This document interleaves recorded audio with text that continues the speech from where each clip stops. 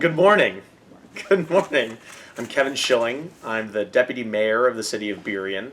I've lived in Burien my entire life. I'm originally born and raised in this area.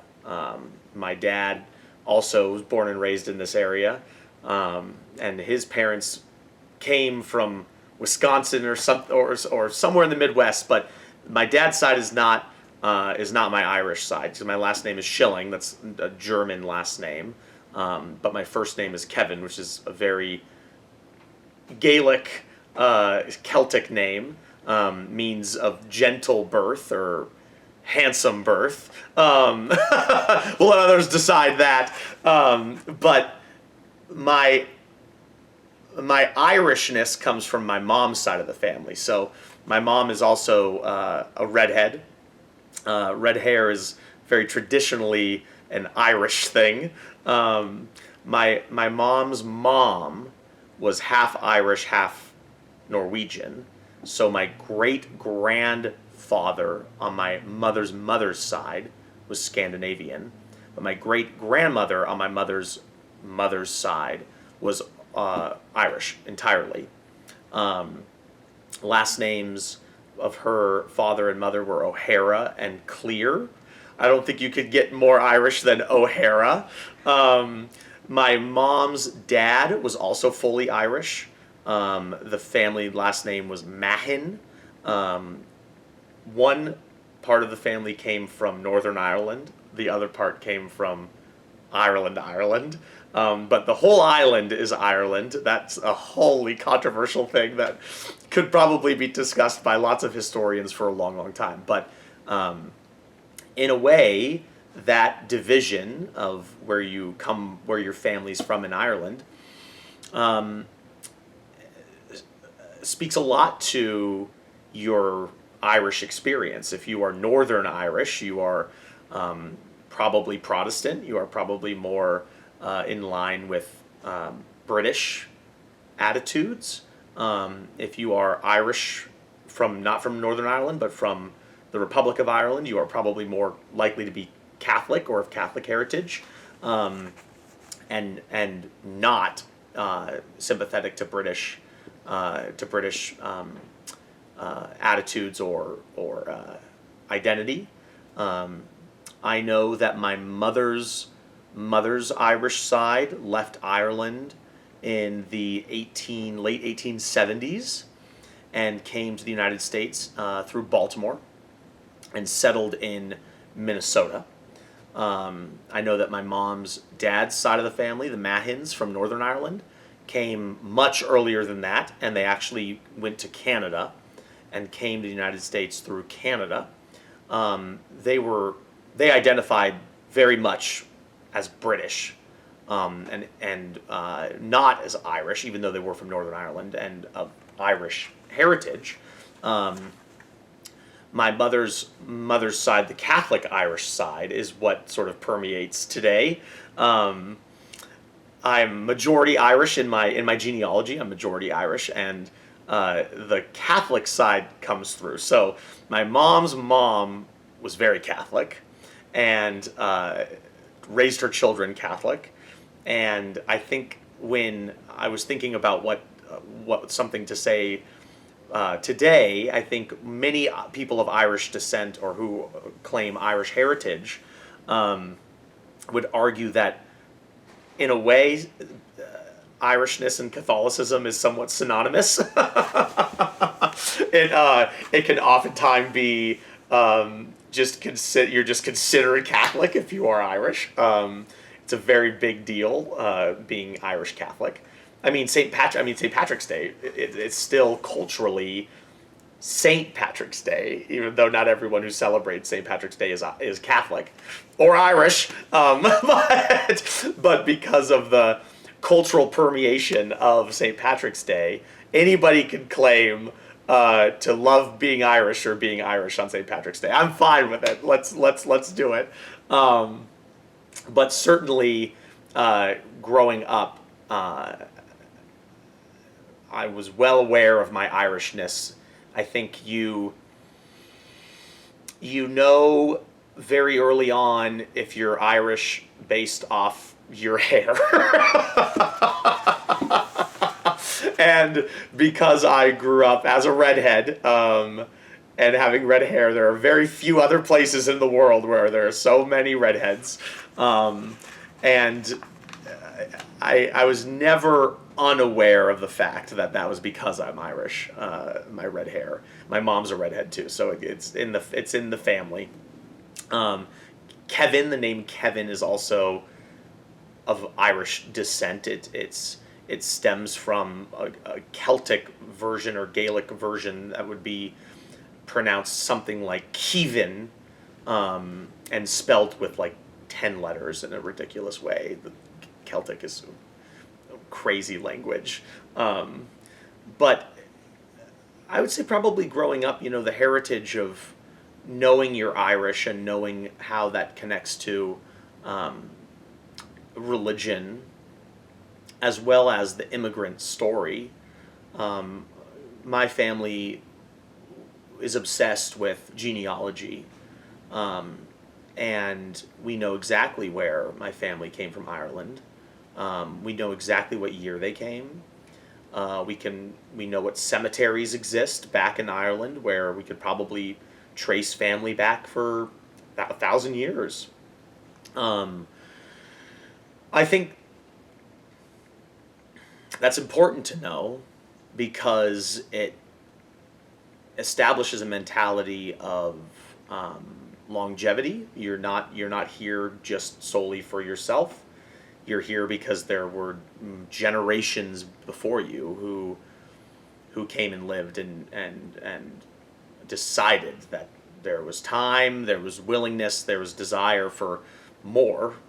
Um, and I think that's another reason why people immigrate. Um, there's a desire for something different. There's a desire for something better, something more. Um, I can certainly imagine that my family left in the 1870s due to famine, poverty, um, discrimination of some kind from the British. So Northern Ireland is still an example of, depending on who you ask, it's still an example of British colonialism, um, and anti-Irishness from Britain. So leaving that, leaving the mix of concerns from Ireland in the 1870s, come to America, start a new life. From my mom's side, my mom's dad's side, kept that British identity, even though they were Irish, and uh, eventually settled in Kentucky, um, and then made their way out west. But many white Americans, I would say, can identify with some hodgepodge of heritage accumulation. I would say most white Americans are not genealogically, ethnically one heritage, one ethnicity, one historical nationality. Um, that's why I think a lot of white Americans would say, I'm a quarter this, a quarter that, a quarter whatever. Um, that all doesn't matter if you don't have some relationship to the history and the heritage and the culture. Like, I can say I'm a quarter German, which I am, but what does that matter if I don't know anything about the German history of my family? I'm majority Irish in my bloodline, but what does that matter if I don't understand my relationship to Ireland, to Irishness, to the story of immigration, the story of struggle, the story of famine and poverty, dedication to faith, dedication to family. Um, I can say I'm Irish, yeah, whatever, great, okay, but what does that mean for you? And I think for a lot of white Americans who don't come from a solidly singular ethnic genealogy, that can be tough. And so they don't even bother trying to understand a relationship to some sort of ethnic genealogy. cultural genealogy, historical genealogy.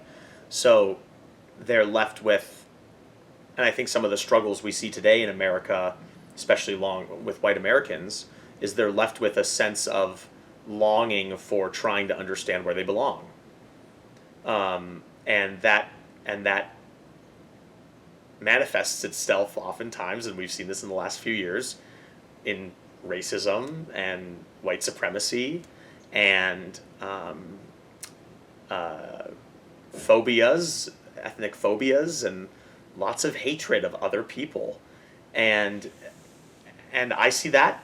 That's my reading on what causes civil strife and what causes domestic strife. I think that when we don't recognize that we all have our own personal histories, and then it's important for us to discover those and explore those and understand those, then it's harder for us to come together. So, for example,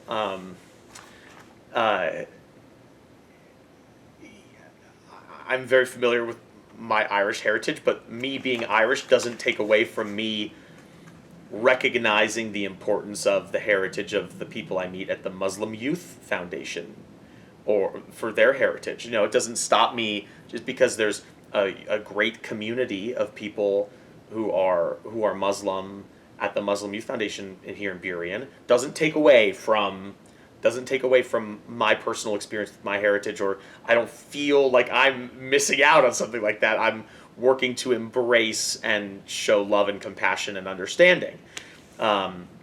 Similarly with the Hispanic community in Burien. Knowing that there's such a lively, energetic, connected community of different Hispanic folks in Burien doesn't take away from my personal experience or my personal relationship with my heritage. It livens it up. It makes me embrace it a bit more and say, wow, they've found community. They have community. Let's work to find that together. Let's bring each other together. I think for white Americans who are multi-generations away from their immigrant ancestors, that's why I think a lot of white Americans have lost a relationship to that genealogical connection, is because there's no tangible, direct awareness of what someone left for, or what someone left behind, or what there is to gain. Because I never met my immigrant great-grandparents. I have stories from them because my mom met them, or my dad met his because they were still young, and the great-grandparents hadn't passed away yet. So my generation too, so this is also a generational thing, my generation too, millennials, specifically white millennials, because a lot of my friends who are of Asian descent or of Hispanic descent, a lot of their parents are immigrants, so they have a direct immigrant story. For my relationship to the immigrant story, it's hardly there. I don't know my immigrant ancestors. I would love to be able to meet Felix O'Hara, who was my great grandfather from Ireland. What a name, Felix. Would love to have met him and said, "Hey, why'd you leave? Why'd you come from Ireland?" Or Charles Mahin, my other great grandfather, who was the son of immigrants, and say, "What was going on? Why did you leave?" I think if we had that opportunity, if my generation had that opportunity to say, "Why did you leave Ireland? What was going on? What did you want here? What did you want from me?" I think that would be able to be a way for a lot of people who don't feel connected to feel a little more connected. Because I see that with my Asian friends whose parents are immigrants. I see that with them. Like, they know exactly why their parents left places in Asia to come to the United States to have a better life. They know exactly why. for a lot of my Hispanic friends too. Like they know exactly why their parents left El Salvador or left Nicaragua to come to the United States. Like they know exactly why. Um, and there's sort of an expectation that you're. I think for my parents or their parents, for the direct children of the immigrants, I think there was an expectation that you've bought into that reason, that you're in relationship to that reason. You are connected to that reason, which is that you want a better life, you want more prosperity, you want freedom, you want to start a business, you want to not be subject to persecution or oppression. Like there's that understanding that you left somewhere to start something better. For people who are removed from that immigrant story or don't have that direct link to that heritage, um, I think that speaks a lot to sort of the meandering of the American identity right now. There's no solidified understanding of what we're all about anymore. Um, Even though we are a mosaic, uh, we are a lot of different beautiful pieces that have come together. Um,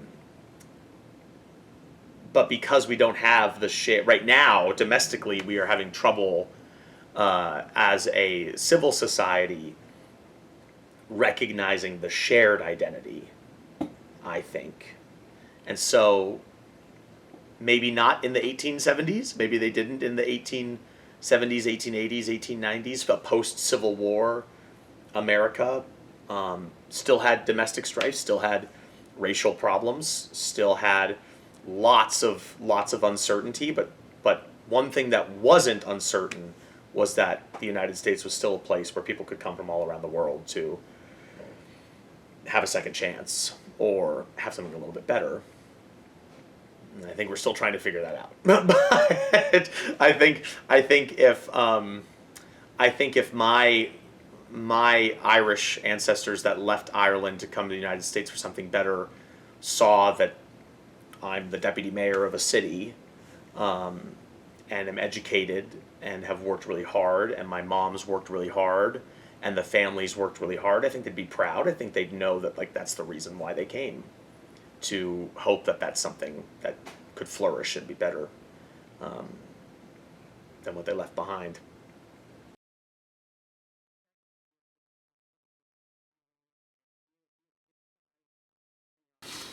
I think so. I'll go back to something I said that I didn't really touch on all that much. I said it a little bit, but I think for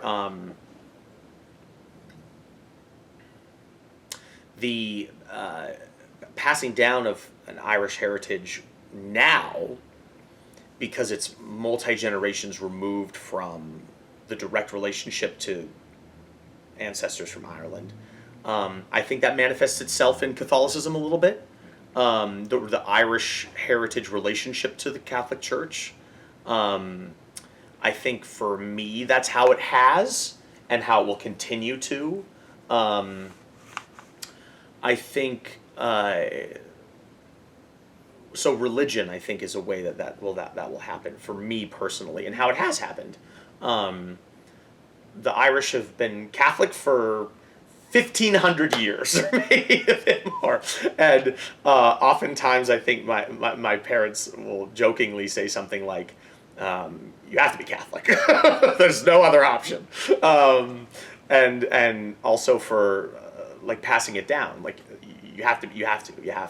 My mom was telling me when I was telling her that I was coming to this. My mom was telling me a story how her mom was told by her mom. So my great grandmother told my grandmother. You have to be Catholic. And then had my grandmother take Catholic raising your children as a Catholic classes. So there's this sort of institutionalized element of religion that incorporates a focus on building strong family dynamics. I think one thing about that intersection of faith uh, and culture is that for Irish people is that there's a very strong family connection there. Uh, I think also just culturally, um, there's a lot of uh, there's a lot of art and film and stories created in the 1940s, 1950s from that generation of Irish people that I continue to absorb and be of interest in. Like just before I came, my dad and I were talking about John Ford and John Wayne and The Quiet Man and movies like that. Like those are cultural classics that, you know, if you're someone who's Irish, you can pretty much relate to. And my family watches John Ford and John Wayne and lots of Irish storytellers. But I think the way to pass it on. So this is interesting because one of the ways that Irish is passed on, very visibly, is red hair. So like, if I have children, hopefully, they will probably have red hair. My mom's a redhead. I'm a redhead. I'm sure someone in the generation above my mom was a redhead. How are we supposed to know? But so that's one physical way it manifests itself: red hair and pale skin. So physically, but socio-emotionally, I think Irishness is passed down. The Irish heritage mentality is passed down from a mix of a focus on dedication to faith, as well as an awareness of an oral tradition of talking and passing down the story of your relationship to immigration, and your relationship to leaving for something better. I think those things are always passed down for Irish people. Very much so for Irish people.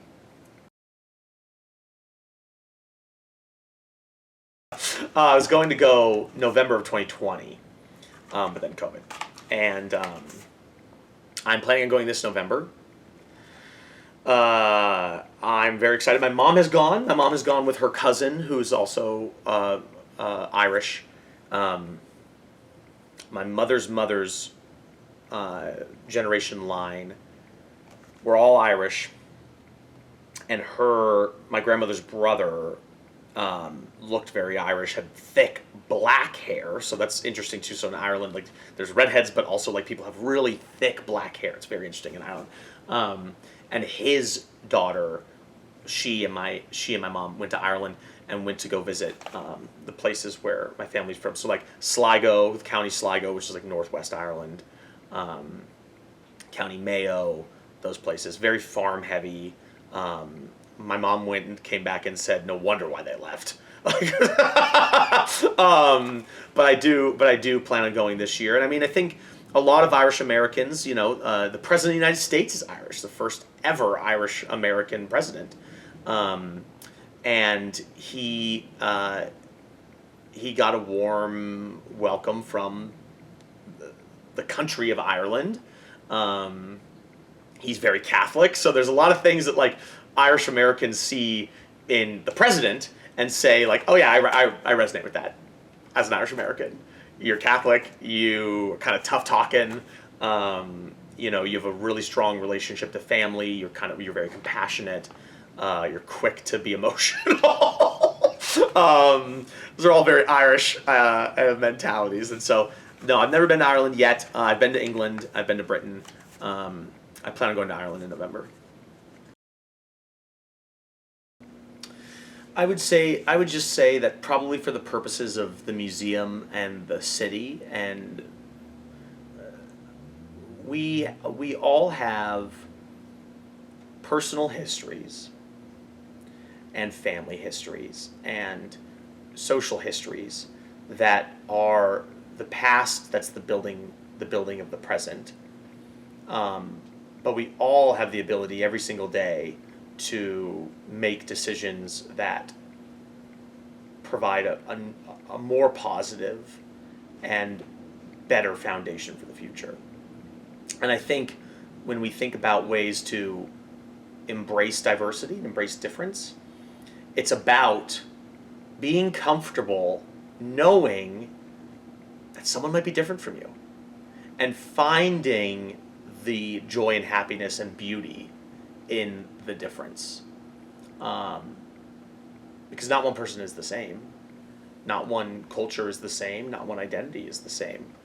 But I think what we've seen over the last couple of years is identities used for division and not for cohesion.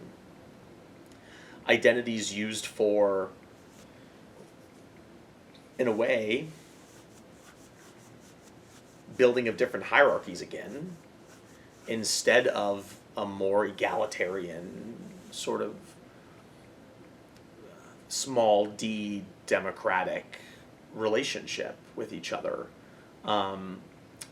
We can't learn if we don't communicate. We can't communicate if we don't understand that we have a shared relationship to history and the future. We all live here together. People aren't going anywhere. And you can't wish away your problems. You got to confront the thing that you're afraid of, and potentially with that confrontation and that embrace of fear, that embrace of difference, you might find a little bit of light. You might find a little bit of something that makes you think differently, act differently, feel differently. And I think that's what we can all do a little bit more once we're done with this pandemic. We can all come back to shared spaces. We can all try something a little new. I was just reading a great article today that said that the pandemic shut down, in a way, we all moved to online and tech, and the use of tech and the use of online options, and that totally disintegrated all of our shared spaces. So we had multiple years of not being able to connect and relate to one another on a personal, tangible level. And that has had, I think, detrimental impacts to our society. And we're gonna have to figure out how to come back from that. And I think what we need to do is embrace conversation, embrace coming back to shared spaces, having places like this museum, having places like the diversity of restaurants specifically in the city of Burien, having events and programs and things for people to come together where we just realize we all have a shared path forward, and that we can find what brings us together over what doesn't.